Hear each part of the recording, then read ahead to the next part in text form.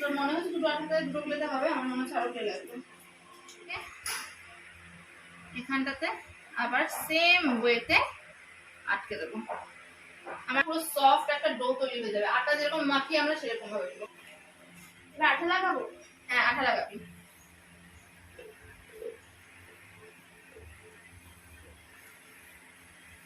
গাছ কখনোই একরকম হবে না নিশ্চয়ই, গাছের তোর হচ্ছে কি বলে ডালপালাগুলো একটু এদিক ওদিক থাকবে, তাই না? ভালো করে লাগিয়েছি, এবার এটা লাগিয়ে একটু সবুজ নে, একটু ভাই না, একটু ভাই না, একটু নীল, একটু নীল, একটু নীল, সবুজ নীল।